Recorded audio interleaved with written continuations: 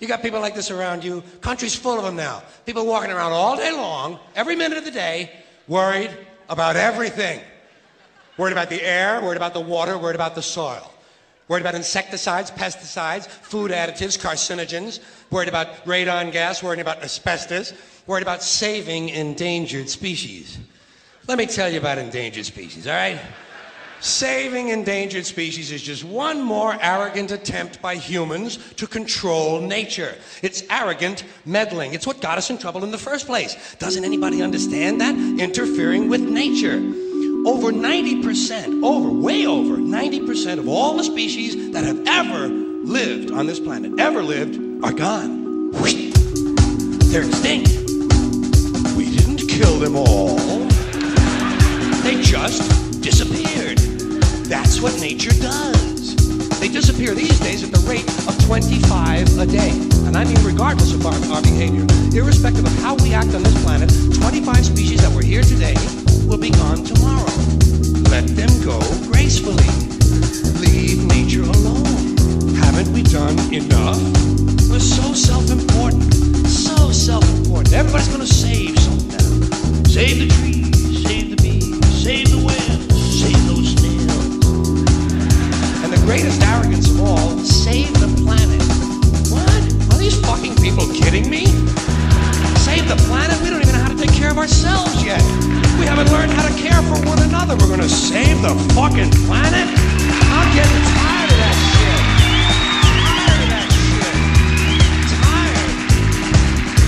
I'm tired of fucking Earth Day. I'm tired of these self-righteous environmentalists, these white bourgeois liberals who think the only thing wrong with this country is there aren't enough bicycle paths. People trying to make the world safe for their Volvos. Besides, environmentalists don't give a shit about the planet. They don't care about the planet. Not in the abstract, they don't. Not in the abstract, they don't. You know what they're interested in? A clean place to live. Their own habitat. They're worried that someday in the future they might be personally inconvenienced. Narrow, unenlightened self-interest doesn't impress me. Besides, there is nothing wrong with the planet. Nothing wrong with the planet. The planet is fine. The people are fucked. Difference. The planet is fine. Compared to the people, the planet is doing great. It's been here 4.5 billion years. Do you ever think about the arithmetic? The planet has been here 4.5 billion years. We've been here, what, 100,000? Maybe 200,000? And we've only been engaged in heavy industry for a little over 200 years.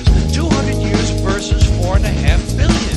And we have the conceit to think that somehow we're a threat, that somehow we're going to put in jeopardy this beautiful little blue-green ball that's just afloat around the sun. The planet has been through a lot worse than us. Been through all kinds of things worse than us. Been through earthquakes, volcanoes, plate tectonics, continental drifts, solar flares, sunspots, magnetic storms, the magnetic reversal of the poles, hundreds of thousands of years of bombardment by comets and asteroids and meteors, worldwide floods, tidal waves, worldwide fires, erosion, cosmic rays, recurring ice ages, and we think some plastic bags and some aluminum cans are going to make a difference?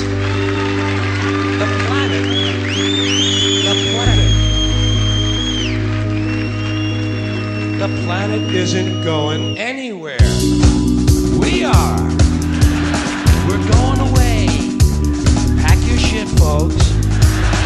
We're going away. And we won't leave much of a trace either. Thank God for that.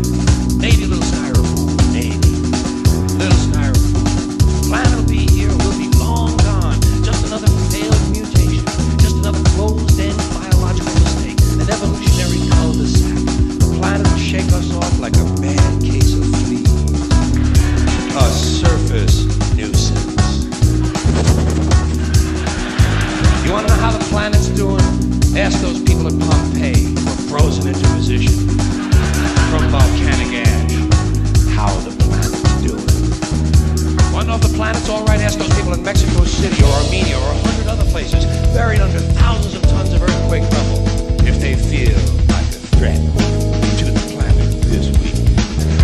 How about those people in Kilauea, Hawaii who build their homes right next to an active volcano and then wonder why they have lava in the living room?